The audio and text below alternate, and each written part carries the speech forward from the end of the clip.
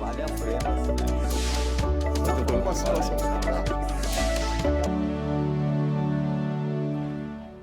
No programa em discussão especial de hoje, vamos falar sobre as causas da infertilidade e da dificuldade para engravidar. Para falar sobre esse assunto, eu recebo o ginecologista Dr. Raul Nakano. Seja bem-vindo, doutor. Muito prazer, obrigado pelo convite. Estou aí à disposição para tirar todas as dúvidas do seu público tão legal. Ah, que ótimo. Bom, doutor, vamos começar falando quais são as principais causas da infertilidade hoje. A gente até separa entre as mulheres e os homens. Bom, vamos dividir então, nas mulheres a gente divide em alguns fatores, né? Então, o fator mais frequente é o fator tubário, né? Então, a trompa ainda é um órgão que sofre muito com as inflamações, né? Então, o fator tubário é o que dá, que tem maior incidência. Depois vem o fator hormonal, que é a alteração hormonal. Por exemplo, um paciente que tem um ovário policístico, que tem alteração hormonais, são um dos exemplos clássicos, né? Depois tem o fator uterino, que pode ter alguma alteração tipo pólipo, alguma inflamaçãozinha. E tem o quarto fator, que seria, no caso, o fator masculino, né? Então, a gente divide mais ou menos dessa maneira, para também tanto o paciente como o seu público também entender melhor quais são os fatores que estão envolvidos, né? Hoje fala muito em acometimento associado entre os fatores, né? Antigamente tinha muito frequente caso onde o paciente não tinha sêmen, ou não ovulava, ou a trompa estava totalmente entupida. Esses casos absolutos, cada vez mais é menos frequente, né? Hoje fala muito em fatores associados. Às vezes é um meio problema hormonal mais um pequeno problema masculino, ou um problema masculino com um pequeno problema na trompa.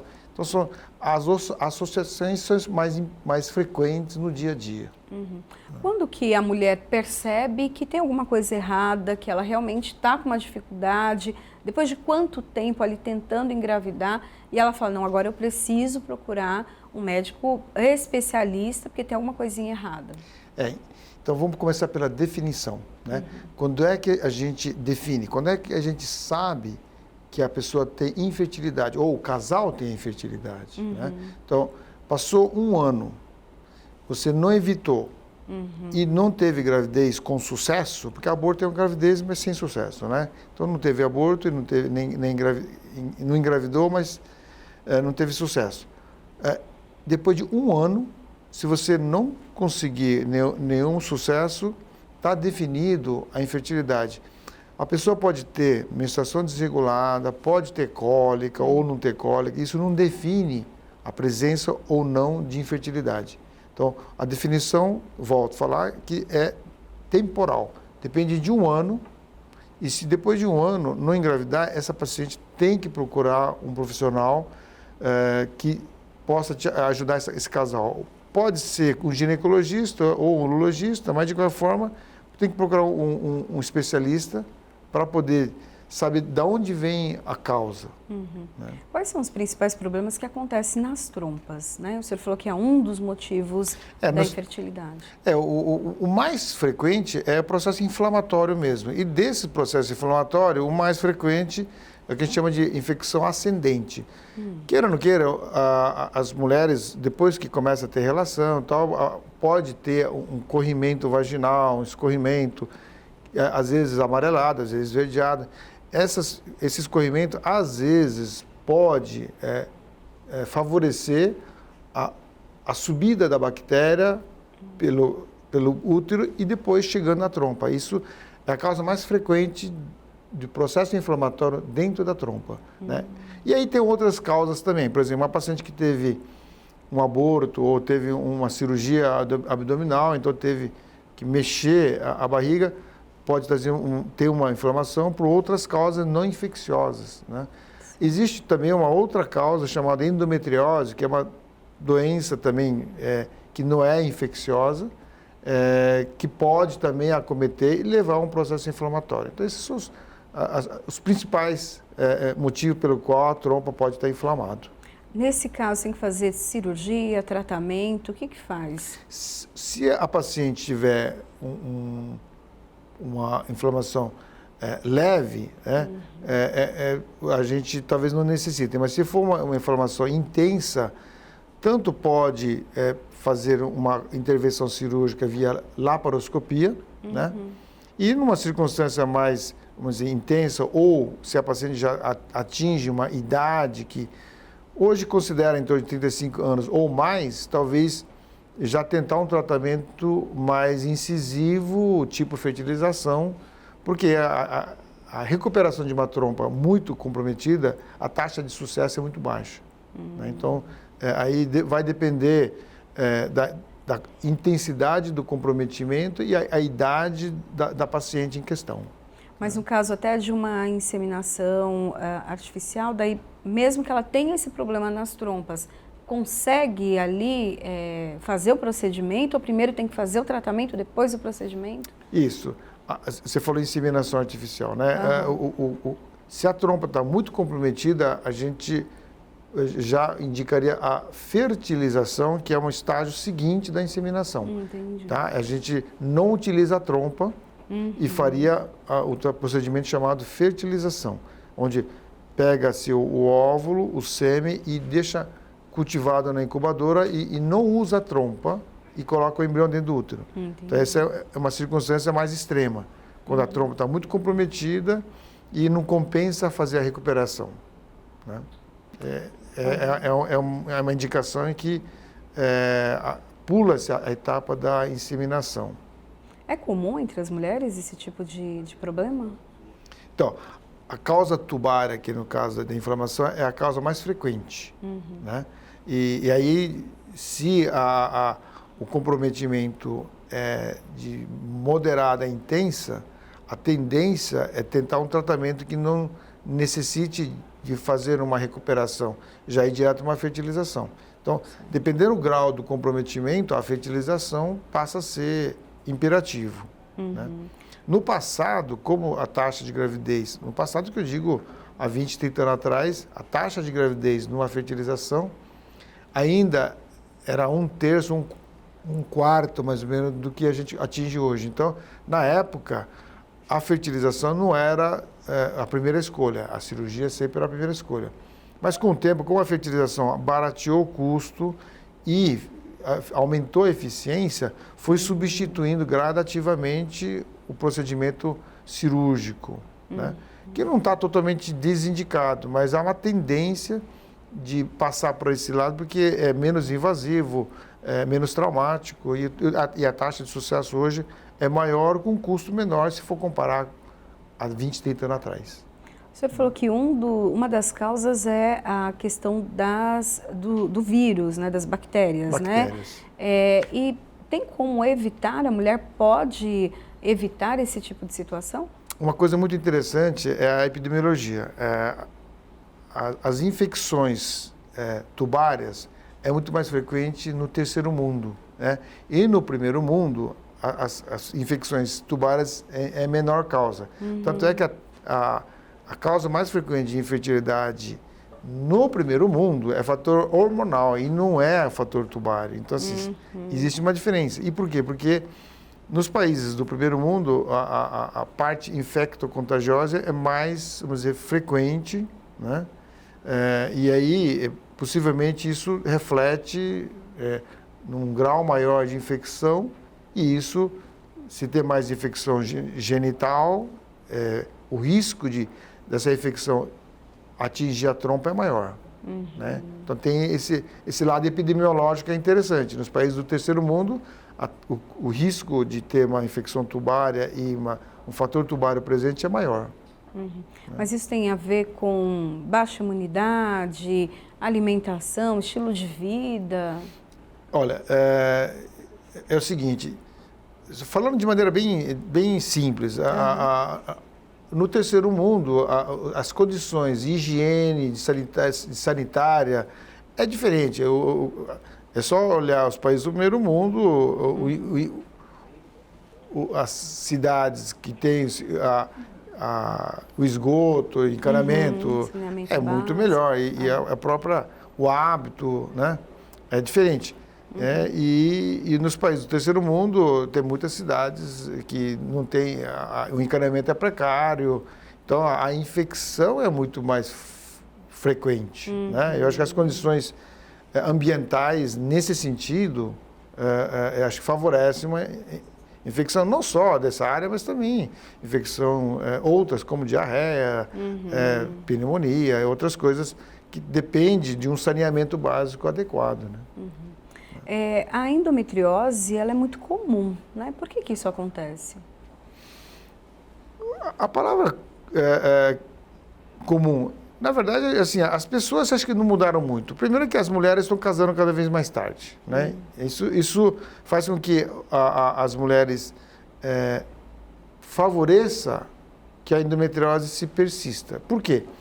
A endometriose são células do endométrio que entre aspas, cai na cavidade abdominal e vai crescendo. Quando a mulher engravida, a endometriose para, entre aspas, ela até atrofia.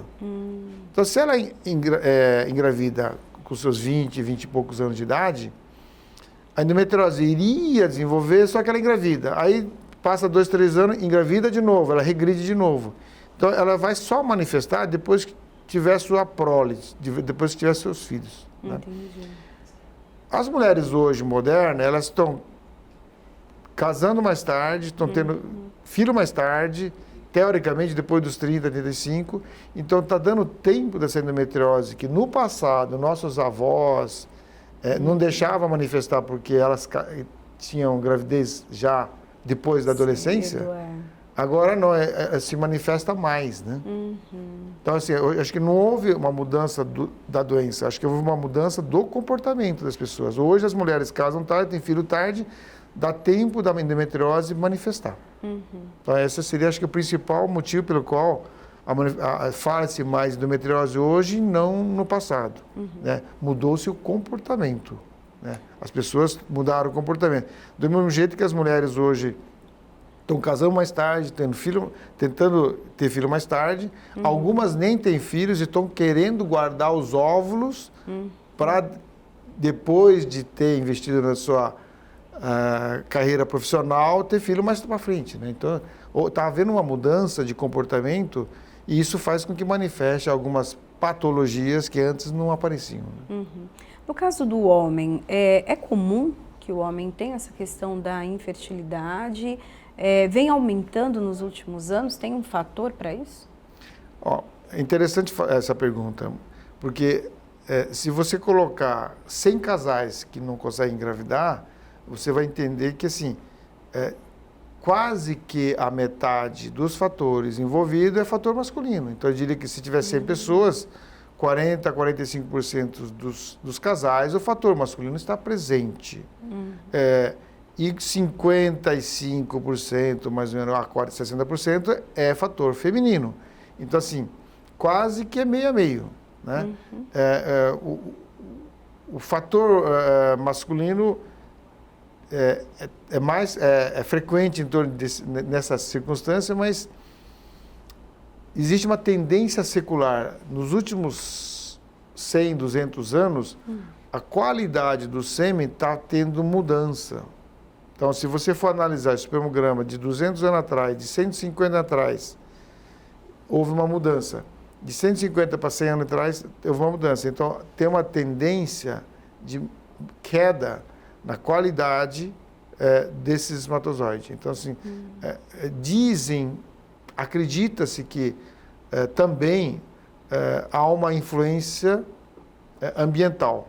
Né? Então, é possível que a poluição, não só do ar, da alimentação, e várias outras circunstâncias devem estar motivando isso. Né? Hoje, o índice de pessoas obesas é grande, o tipo de alimentação, a gente usa mais produtos industrializados do que os não industrializados. Né?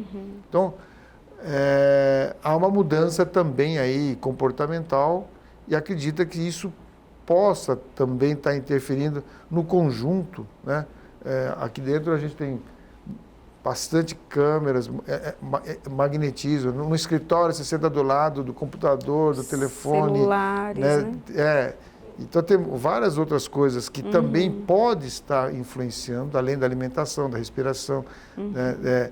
O campo magnético, tudo pode estar interferindo. Não se consegue equacionar direitinho qual que esteja atrapalhando, mas existe algumas evidências que isso deve estar interferindo minimamente e trazendo uma resultante não muito boa. Já ouvi falar que não pode colocar o celular no bolso, né? E os homens costumam sempre estar com o celular no bolso. Tem a ver ou não? Então, essa é uma questão que é muito estudado e parece que pode trazer, sim, alguma influência. Né? Mas eu acho que é uma dentre várias. Né? Acho que não dá para culpar só uma, mas acho que é bom também colocar na questão de que está interferindo também. Né? A obesidade é um fator? Olha, no fator feminino já está comprovado que a obesidade diminui em 30% a fertilidade. Então hoje fala muito em obesidade, tabagismo, alcoolismo, né? Uso de estimulante em geral, né? Isso tudo, de alguma forma, pode interferir no grau da fertilidade. A obesidade é mais do que comprovado. Nos Estados Unidos, 60% da população é considerada obesa, né? E isso interfere na qualidade da fertilidade. Por quê? Qual é que a gordura ela produz um hormônio chamado estrona. Né? O estradiol é o hormônio feminino produzido pelo ovário. Tá. A estrona é um hormônio feminino produzido pela gordura. Normalmente a gente tem 5%, no máximo 10% de gordura do peso corpóreo. Então, a produção é mais ou menos X, vamos dizer. Se você tem 30%, 40% mais de gordura, 30%, 40% do peso, né? Então, a quantidade de gordura vai aumentar 4, 5, 6 vezes mais. Então, a estrona, parece que ela interfere indiretamente, competindo com o estradiol, né? E, então, ela acaba atrapalhando, é como se tivesse entre aspas, um terceiro ovário atrapalhando o ciclo mensal ovulatório, né? Acaba interferindo. Então, isso é um fator. E o ovário precisa que o cérebro produza FSH, LH, o hormônio que estimula o ovário, que por sua vez produz hormônio, que por sua vez volta a interferir no cérebro, então ele tem um ciclo, né? Esse ciclo pode não estar adequado. No caso do tabagismo e o álcool, drogas, por que também atrapalha? O tabagismo, a nicotina, ela mexe na vascularização, diminui a vascularização, ela tem uma vasoconstricção, ela interfere geralmente na parte da vasodilatação, né? Certo. Então a nicotina, o álcool também, ela tem uma relação com o próprio metabolismo. O hormônio feminino, ela vem de uma cadeia principal chamada anelfenantreno. O anelfenantreno é o próprio colesterol, né? O colesterol, infimamente, ela é utilizado para produzir vários tipos de esteroides, e um dos esteroides é o estrógeno. Então, toda essa cadeia, ela pode sofrer influência dessas moléculas indesejáveis, né? Então, tanto a obesidade quanto o álcool, as drogas, o cigarro, tanto para o homem quanto para a mulher, é prejudicial para os dois. Ambos. Então, ambos podem interferir e hoje falo muito em estilo de vida, né? Então, tudo isso pode interferir, por isso que é importante fazer atividade física, né? Alimentar adequadamente, né? Falando de maneira simples, desembrulhar menos e descascar mais, né? Isso são coisas importantes para que a pessoa tenha um conjunto de fatores favoráveis, né? Evitar o uso de estimulante, então tudo que tiver as inas em gerais, né? Então, a café tem cafeína, cigarro tem nicotina, a Red Bull tem taurina, né? Tudo que tem essas inas, né? Melhor evitar. São estimulantes e não é adequado, né? A idade, ela também interfere? A gente sabe que para a mulher, né, sempre, depois dos 35 anos tem uma dificuldade. Mas para o homem, às vezes tem homem aí de 60 anos que ainda consegue gerar filhos. Tem isso? A produção do sêmen, teoricamente, é constante, tá? Ele pode diminuir em quantidade e pode também diminuir em qualidade. Então, a gente, na mulher, quando chega a menopausa, encerra, zera, né? O homem não chega a zerar, ele diminui, vai diminuindo. E a qualidade começa a ser mais assim, incisiva a partir dos 48 anos de idade e principalmente depois de 50 em diante, a qualidade começa a cair. Né? Então, não quer dizer que sempre são espermatozoides iguais, né? Porque a fábrica já não tem o mesmo desempenho do que quando tinha 18, 20 anos de idade. Né? Mas a produção existe. Né? Então, não é estranho uma pessoa de 70 anos, 80 anos virar pai, né? Não é estranho, não é que vai conseguir sempre, mas não é estranho. Sim. Né? Aí no caso da mulher, o que? O ovário, ele envelhece, a mulher para de ovular, como que é? O que acontece? O ovário é inverso do testículo. O ovário, ele nasce com estoque. Quando você estava na barriga da sua mãe, você tinha mais ou menos, quando nasceu, você tinha em torno de 1 milhão de óvulos, né? Aí, só que você vai perdendo. Aí quando você chegar mais ou menos com 20 anos de idade, você já perdeu a grande maioria, você está só com 100 mil óvulos. De 1 milhão você passou para 100 mil, você passou para 1/10. Quando você estiver na faculdade, com uns 20 anos de idade. Quando chegar aos 40 anos, dali 20 anos, você está com mais ou menos 1/10. Você vai estar com 10 mil óvulos. Então, assim, o estoque de óvulo é que vai acabando. Então, quando chegar em torno de 1000, aí vem a menopausa. Isso acontece em torno de seus 48 a 52 anos de idade. Nessa época, acaba o estoque. Acabando o estoque de óvulos, aí vem a menopausa. Né? Então, resumindo, o ovário nasce com uma quantidade, essa quantidade vai sendo eliminada ao longo da vida, e a partir dos 35 anos de idade, essa perda é acentuada e acelerada. Perde muito rápido. Né? O que acontece? Biologicamente, a mulher foi feita para poder conceber e ter sua prole até os 30, no máximo 35 anos. Né? Socialmente, as mulheres estão começando a pensar ter filho após os 30, quem sabe com 35 em diante. Quer dizer, há uma dissociação entre o que é ideal biológico e ideal social. Então, socialmente, elas estão querendo mais tarde, mas biologicamente, ela foi concebida para ter a sua, vamos dizer, prole antes dos seus 30, 35. Então, há uma dissociação. E essa informação acho que é importante para as pessoas que estão querendo ter filho mais tarde, quer investir na sua carreira profissional. Eu acho que é interessante que essa informação chegue àquelas pessoas que já estão com os seus 30, está pensando em deixar para depois, quer fazer uma pós-graduação, quer ir para o exterior, fazer um curso. Sim. Essas pessoas são as pessoas que, vamos dizer, tem que tomar cuidado, porque depois dos 35 esse estoque despenca, né? E para algumas tem um exame chamado hormônio antimileriano que dá uma ideia, que é interessante de fazer, né? Que dá uma ideia do estoque de óvulo da pessoa.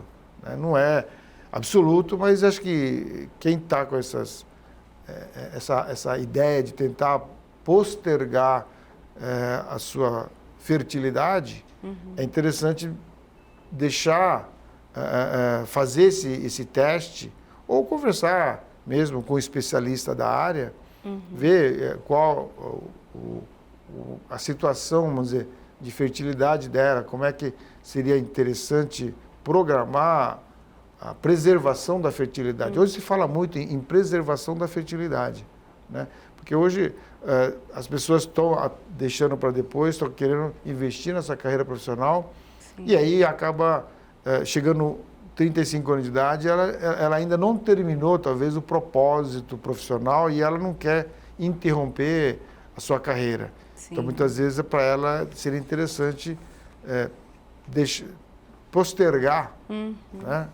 Mas outra coisa importante que tem que ser bem clara é que o fato de ela guardar o óvulo não quer dizer que ela está com a sua prole garantida. Você vai apenas atrasar e vai ter uma probabilidade de 80%, 90%, 95% de chance, depende da quantidade e qualidade do óvulo, né? Então, e qual a idade, então, ideal para se congelar, então, um óvulo?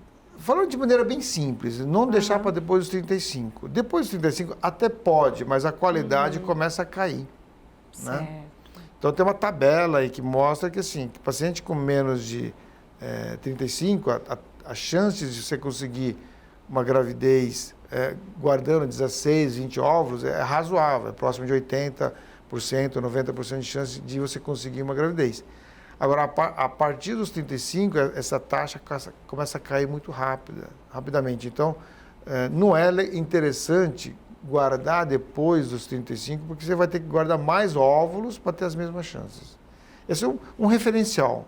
Existe um ponto de corte que é considerado interessante a gente não ultrapassar. Se ultrapassar, teria que talvez guardar um pouco mais que outras pessoas, né? O senhor falou que até, acredito que por conta da demanda, o preço também, né, para esses procedimentos diminuíram. Deixou mais acessível para as pessoas? Eu acredito assim, que se a gente for comparar com 20, 30 anos atrás, né, o custo hoje está bem mais acessível. Há 20, 30 anos atrás era bem mais difícil, né? Hoje, eu diria que as pacientes conseguem, talvez, fazer os mesmos tratamentos, os mesmos procedimentos de 20, 30 anos atrás, talvez com metade ou até um terço do que se gastava naquela época, né? E até que idade esse óvulo pode ser utilizado? Ele foi, então, suponhamos que tenha sido congelado ali quando a mulher tinha 30 anos. Quanto tempo ela tem para poder utilizar esse óvulo? Muito interessante a pergunta. É o seguinte, o óvulo, uma vez congelado, entre aspas, você pode usar a qualquer momento. Vai ficar guardado, entre aspas, ad eterno, né? Agora, o problema é quem vai receber esse óvulo. Então, a mãe que vai receber não pode ter mais de 50 anos. Então, guardou com 35, tem que receber até os 50.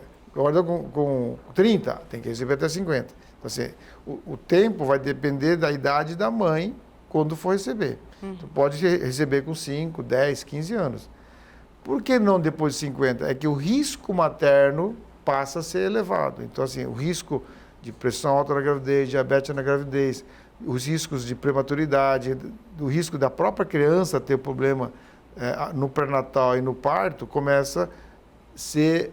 o risco começa a ser alto. Então, recomenda-se, aconselha-se, não é proibido, né? Mas aconselha-se, recomenda-se não deixar para depois. Porque aí começa a correr numa faixa entre aspas, de perigo de sofrer algum efeito das patologias que acontecem nessa fase da gravidez, né? Bom, para a gente terminar, doutora, última pergunta, dizem que depois, né, dos 35 anos, fica mais perigoso para a mulher engravidar e ter uma criança com algum tipo de deficiência. No caso, se o óvulo está congelado, esse risco ele é retirado ou não? A partir dos 35 anos de idade, o risco de malformação, principalmente no caso o mongolismo, aumenta, né? Então, a partir dos 35 anos de idade. Só para ter uma ideia, com 35 anos de idade, o risco de mongolismo é 1 para 300. Com 40 anos de idade, é 1 para 100. Né? Então, é 3 vezes maior. Para cada 100 parto, 1 vai ser mongol. Então, a partir de 35, não é interessante guardar. Então, um dos motivos pelo qual não recomenda guardar depois dos 35 é essa também. Além da qualidade, tem esse poliomielismo. Né? Mas se for guardado antes, com uns 30 anos, não corre esse risco? Isso. Vamos dizer que está com 30 anos, o risco é 1 para 1000. Entendi. Né? Então, aí vamos dizer que ela gasta, utilize esses óvulos com 40 anos. 10 anos após. O risco continua sendo 1 para 1000. Então, sempre vai ser, o referencial seria o óvulo. Entendi. Tá ótimo. Muito obrigada pelas suas informações. Volte sempre, doutor. Tá bom, muito obrigado. Aí, espero que tenha ajudado aí esclarecer ao seu público. Com certeza. Bom, o programa em discussão especial fica por aqui. A gente se encontra na programação da Rede Alesp e no canal da Rede Alesp no YouTube. Tchau, tchau.